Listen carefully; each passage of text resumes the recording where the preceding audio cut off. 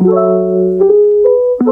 this is Darrell with Carte Blanche Media, and I have as an honor with me today. And Chris is an award-winning speaker, trainer, and consultant on the topic of business networking. He's the founder of Become a Better Networker, founder of the Connected Networking Group, and the CEO of Bor-Ha Virtual Conferences and Events. He's the author of a book there that is actually published. I have it with me right now here, Networking Essentials. I'm sorry for my blur, but Networking Essentials for Success: A 7-Step Journey to Achieve Your Goals Through Authentic Relationships and Connected Communities. Chris, Borja, thank you so much for being with me.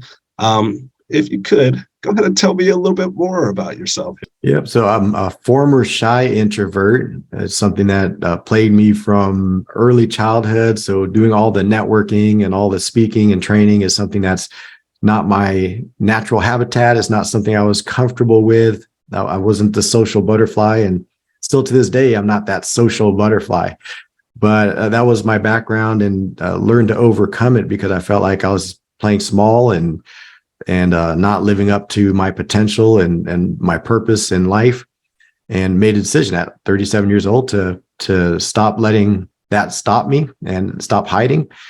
From there, I just continued to grow and stopped saying no and stopped hiding. So it opened up new opportunities. And then I was in a direct sales business years ago, or actually for almost 24 years, I think, that I've been in a direct sales company. And that's what got me looking into the direction of networking, because I was looking for a better way to market. I was tired of doing the chasing prospects and following up till they buy or die. So I was like, I can't sustain this. That's when I found the world of networking, got better at it, and started my own group, and then started teaching others how to do the same thing, how to grow true relationships, and build a referral base from there.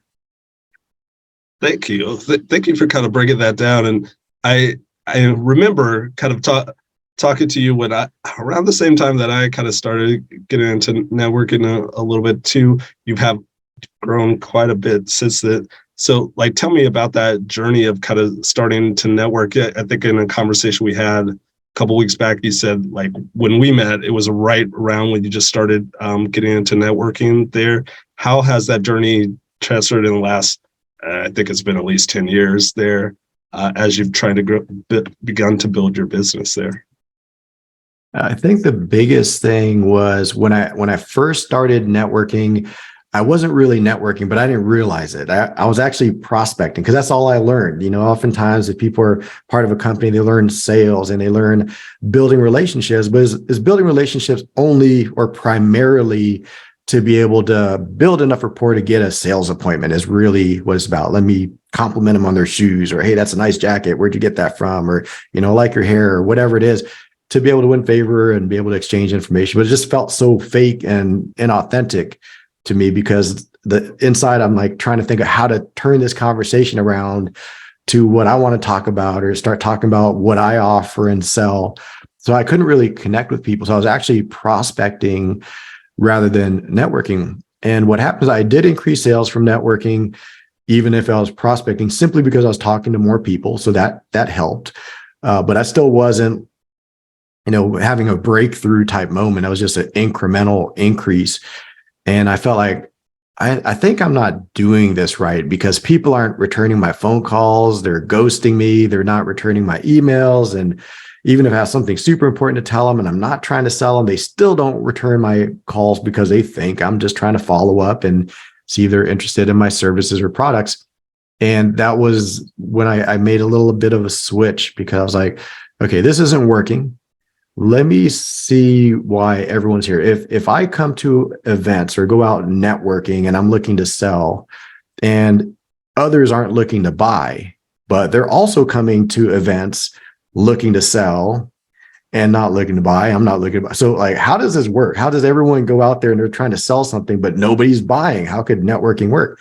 So what I did is I started just asking people and trying to find out truly what brings them out, and what were they interested in doing? Who were they looking to meet? What were their visions? What were their goals?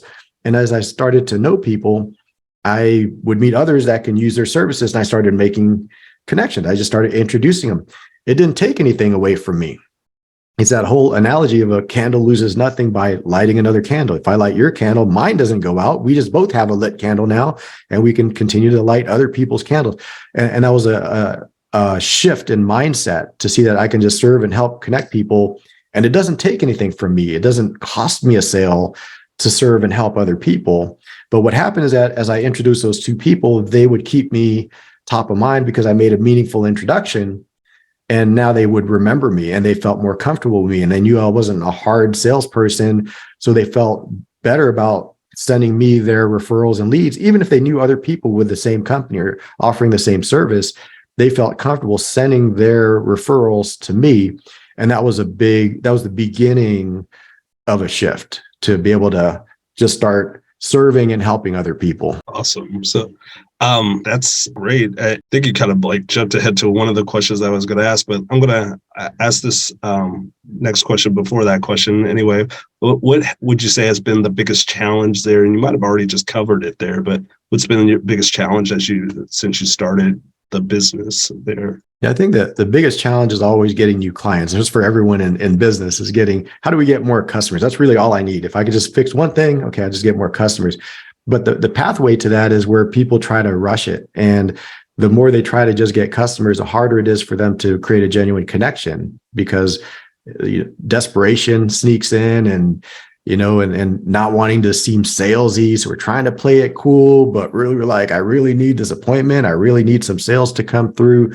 And I think it's just a matter of taking a few steps back and planning and projecting a lot further forward instead of just the end of the month target.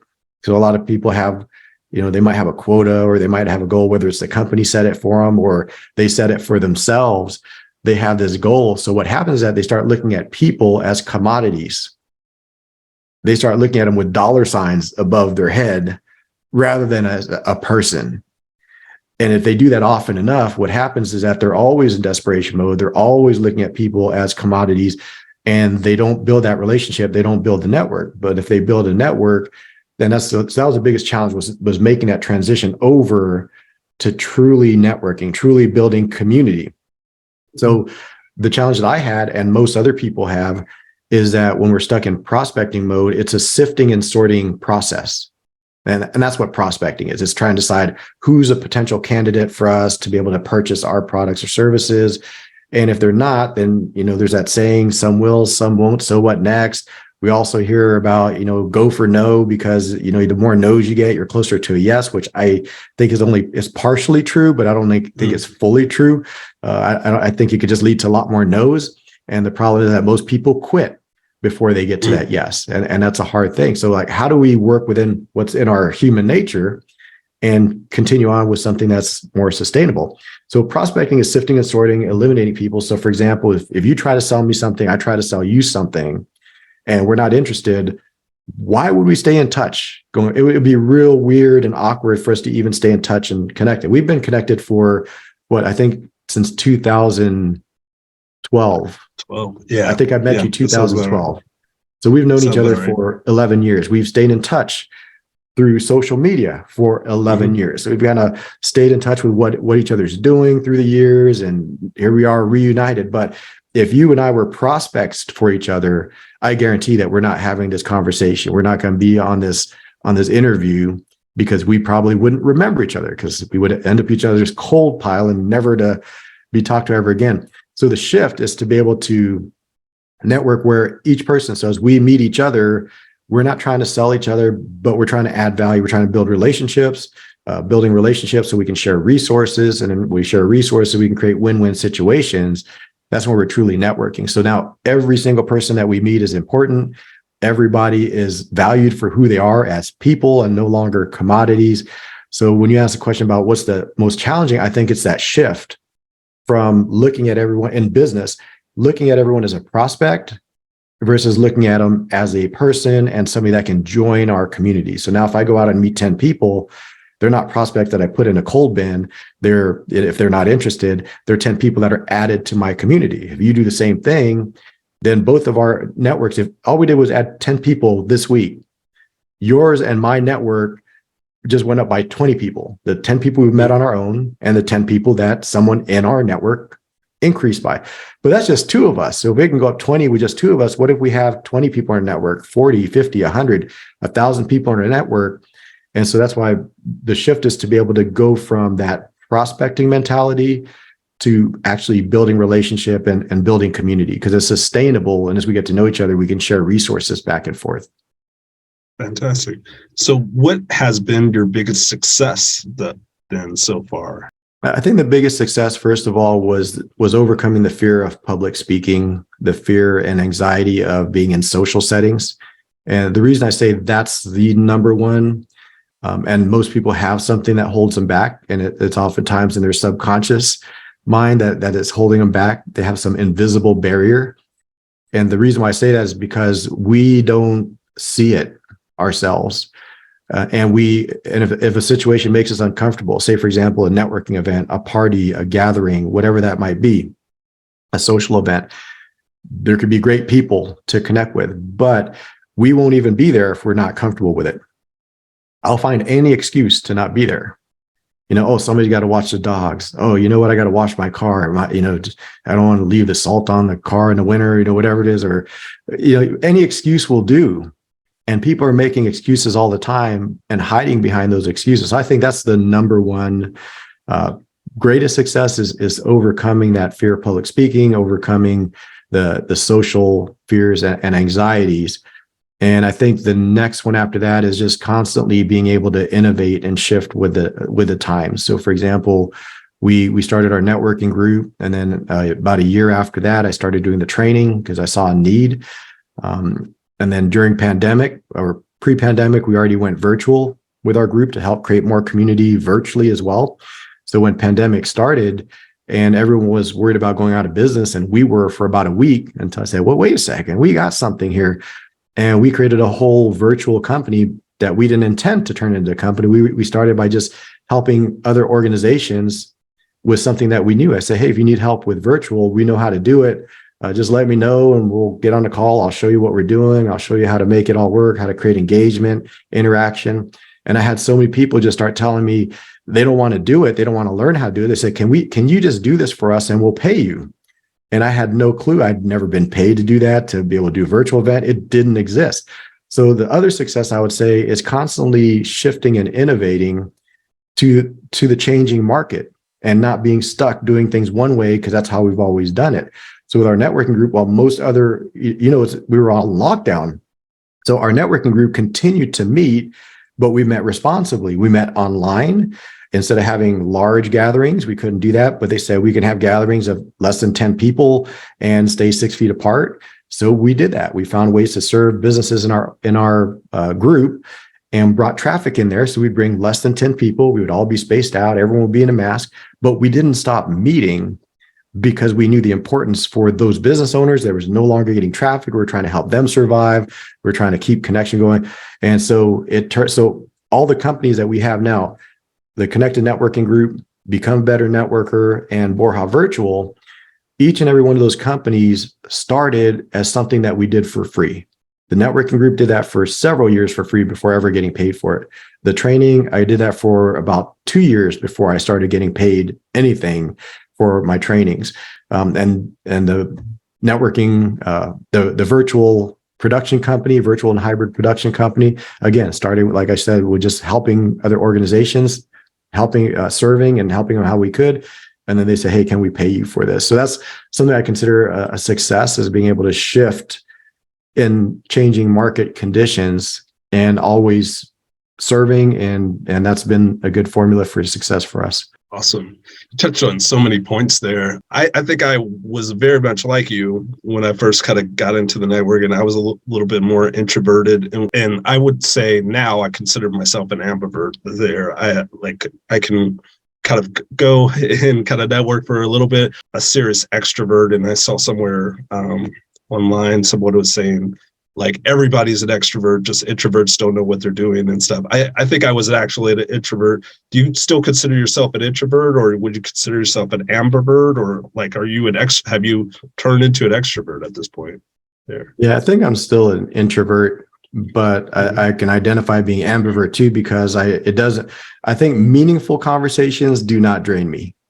Mm-hmm. Gotcha. meaningful. Absolutely. So that's where, structuring an event to where everyone feels seen, heard, important. I think that's one thing that we've been able to do successfully because of the fact that I'm an introvert inside. Like, I'm truly an introvert by Mhm. nature. And Right. because of that, I identify that and I make it to where it's fun for everybody. And whether it's their first time coming out, or as they've been networking for 20 years, they're going to find value in it and fun. And there's nobody that gets left out by design with the activities that we do. So I think as far as introvert and extrovert, one thing I just want to share on the topic as far as introvert and extrovert is that Mhm. there are introverts that don't feel like they're good networkers because they're introverts and maybe it drains them to be around a bunch of people. Mhm. But they also are naturally good at some things that make them great networkers, in the fact that they generally they're better listeners because they don't need to be the center of attention. They don't need to be talking all the time. And that makes for great conversations because they don't need to say a lot, but they can have some very deep conversations because they're actually connecting with people. So that's an advantage to introverts that they have. And the same thing, extroverts, they feel more comfortable being the center of attention, and they feel more comfortable being the life of the party or being the one that goes around and starts the conversation and keeps the conversation going. And that's part of what makes them great networkers, is they can bring that to the table. So they can just identify that not everyone is an extrovert like them, that there's people that maybe have a hard time even speaking up or even having shown up to an event would have already been a challenge for them. But if they can understand that and integrate people that are at all different levels, that'll make them so much more likable. People will imprint upon them and love them right away because they made them feel comfortable. So I encourage people, just whether they're introverts or extroverts, to authentically just be who they naturally are, but just be aware of some of the natural tendencies and traits that lends to them being a great networker that they might not have thought of before. So be introvert, be extrovert, but utilize what you naturally have, what you bring to the table as an introvert or extrovert. Well, thank you. I know we're kind of time to answer a couple more questions, but my next question is, like, other than your book here, what is your favorite business book right now? I think it goes back to, it usually turns out to be, it's always one, which is always the first book that I read when I started on my path to self-development, which is How to Win Friends and Influence People. And I think that's a staple, and it's still true today. And there's a lot of variations of that. So I just still say that's number one. And it's usually the last one. So I think the last one I read was The Power of One More by Ed Milet. Just that whole philosophy of that one more mentality on the way to success. And it applies across every area of life. Whether it's one more rep at the gym or staying that little bit extra at the end of the event and meeting one more person. So I really like that. I feel like that's something that's easy enough to do, and it makes all the difference in the world. And most of my stuff, I'm mostly listening to audiobooks because then I could multitask. I could listen, drive time university, or if I'm out walking the dogs or working out, I enjoy the audiobooks. But that's the most recent one that I listen to. Thank you. And what is your favorite podcast, or do you have a favorite podcast at this particular point in time? Favorite podcast, I would have to say it's Your Move, which is by Andy Stanley, and I just love his take on.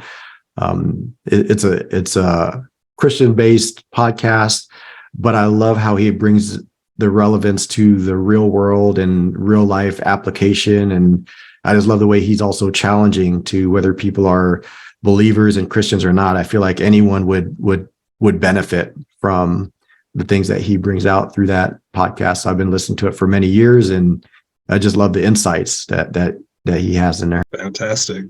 And how about YouTube or a video series? Is there anything on YouTube that you can watch to help you with your business or just your mindset or anything like that? Yeah, favorite one on YouTube is definitely Charisma on Command. I love watching that, just seeing the breakdowns of different celebrities and athletes and what makes them charismatic, what makes them likable, what makes them funny, how do they handle stress or tense situations, how do they handle conflict, how they make control of conversations. So I just love the breakdowns that they do. I think they do a really good job on the video quality and also the content. That's a great channel. I've seen that before, and just so analytical about things you wouldn't think twice about most times there. So yeah, great. Now, what's been your most helpful resource or tool for your business in the past year? I think one of them is an organizational tool called Trello, which is a project management board where you can just, it's like the digital equivalent of putting post-it notes up everywhere in your office, and you could, move it over into this column or that column. It helped me to create the whole layout for my book. Like I literally created the headings and the chapters under each main step. Same thing for planning and working with a team. So I'd say Trello, and there's many other programs just like it. There's lots of competitors to it. That's the one that I've been using.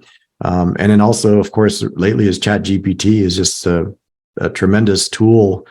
And it's funny because I have people ask all the time, like, isn't that plagiarism if you just use it? I'm like, is yes and no, I guess. I mean, you're copying it, but it's not like somebody else's published work. You asked it a question and answered it. But the way I look at it is you still ultimately are the one that's signing off on that message. So I said, here's how I've explained to you. I said, have you ever gone to the store to buy a greeting card for somebody's birthday or anniversary or whatever it is, new baby? And of course they say, yeah. And when you look at the rack, you see all these different cards, and you look at different cards and it has pre-written stuff in it. So you pick the one that's the closest, but then you add your own thoughts to that card. So I look at ChatGPT like that.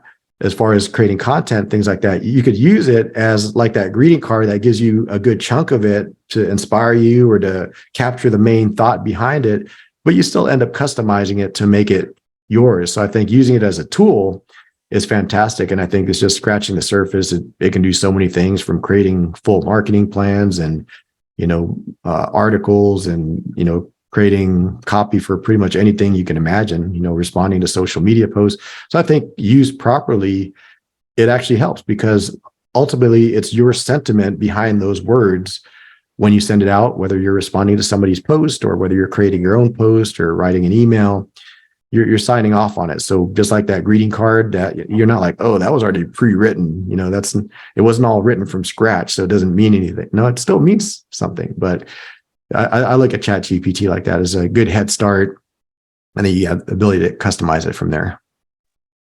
I completely agree. I'm working on a project right now. I'm kind of using ChatGPT in my play around with Mid-Journey and whatnot a little bit. But yeah, fantastic ideas. Two more questions for you, and then I'll let you go about your day. So what has been the most impactful piece of advice that you can give to those who are looking to improve their networking skills? And I think you've already given some gems, so you can kind of refer back to those if you need to. Yeah, I think it starts with clarity.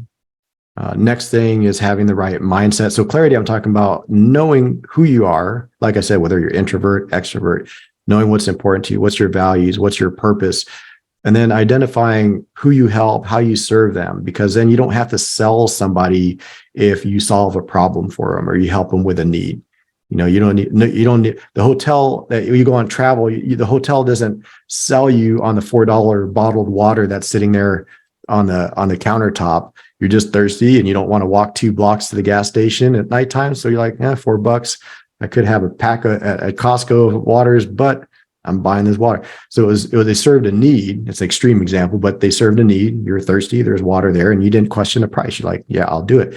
So I think if people position themselves like that, and then having the right mindset as far as networking and understanding, it's about collaboration. It's not about sales. The sales will come in. The bigger picture, however, is to create sustainable collaborations and winning partnerships, people that will mutually benefit from staying in touch with one another and being able to consistently provide leads and resources of people that could benefit from their services, because then it's sustainable. Otherwise, we spend so much time selling that for the entrepreneurs or the solopreneurs, like they fall into that cycle of they do their networking, sales outreach, all that stuff, and then they get busy, and then they're doing all the work, and then now they're not networking, and then they finished all the work, and now they're slow and they don't have any revenue coming in. They're like, oh my God, I got to go out and get some more business, and then they just keep cycling up and down. But creating partnerships is working with people that can provide those resources. So this easy example is like lenders, a mortgage lender and a real estate agent. great synergistic relationship, where they can send business back and forth to each other and collaborate with one another. So this is a simple example, but finding ways to work together and understanding that, the analogy I share with the game of poker is that instead of playing against each other, so like you and I, Darrell, if we sat at a table and we exchanged cards, like, hey, Darrell, what you got? When we exchange cards back and forth, we're going to win almost every hand at this table simply because we're exchanging resources and not just playing the hand we're dealt. And when we're networking, that's what we're doing, is we're not just playing the hand we're dealt. We're not just dealing with people that we know personally, but we have resources all over. So if I'm partnering with Darrell and we're always winning, somebody at our table is going to say, how come you guys always win? And say, we're exchanging cards. They're like, well, I want in. And we'd be like, yeah, you're in too. We don't want them out because that's even more resources. So that's what networking truly is being able to build that. So I'd say how to get better. A big chunk of it is mindset, get out there, meet people, build relationships, create your own personal network, because if you have your own personal network, you'll be able to get access to other people's networks, because people that already have a network, like if you're networking up, you're trying to network with people. Networking up basically means you're networking with people that have more resources than you. They might have more money, they have more people in their community, they have more knowledge. So that's networking up. You're networking with people that have more than you. But if you don't have anything, it's harder to get into those than if you have something. So an analogy I like to paint is that, so Darrell, if somebody asks to borrow your car and they don't own a car, or the car they have is like a beater and it barely runs, you're going to be real hesitant to hand over the keys. But if somebody has the same or nicer car than you, or they really take care of their car, you're more likely to give them the keys, because you're like, yeah, let Chris borrow my car because they'll probably come back with a full tank of gas and detail, come back better than I gave it to them. So you imagine a network is the same way, that when they look at the social proof of that person, their Facebook, their LinkedIn, their social, their website, testimonials on Google, whatever it is. But as they have that social proof and that network, they will be given access to some of those higher level connections that they want to gain access to. And if they don't show that, then oftentimes they're just going to miss out on opportunity. And the reason they miss it is not because they didn't have the vision for meeting that person, but when they finally did meet that person, they weren't ready for it, and they didn't show that they're ready for it, and then they miss out on that one shot. So I like people to learn each of the steps, and that's what's in the book, is the 7 steps, so that they can do it in a systematic way and not just look at networking like, oh, I just got to get more comfortable meeting people, because it's so much more than that. There's so many more steps to it. And so just to create a framework for people to follow and know that they're on the right track and that they are going to be successful just by following these steps is really what it's about, and helping more people learn how to do that. So that would be the biggest thing as far as improving their network skills, understanding the steps to be able to accomplish their goals. Thank you, Chris. And finally, how can people get a hold of you or learn a little bit more about you here? What's the best way? Easiest, the one-stop shop is just go to my website, www.chrisborja.com. It's Borja. So chrisborja.com, and also connect with me on LinkedIn, connect with me on Facebook, and look forward to staying in touch, and send me a message, say, hey, heard you on Darrell's show, and we'll connect. I love meeting people and seeing how I can be of service. All right. Well, Chris Bor-Ha, it's a pleasure to speak to you and see you again here in the flesh. Thank you so much for taking the time today, and have a great rest of your day. All right. Thank you. It's an honor being a guest.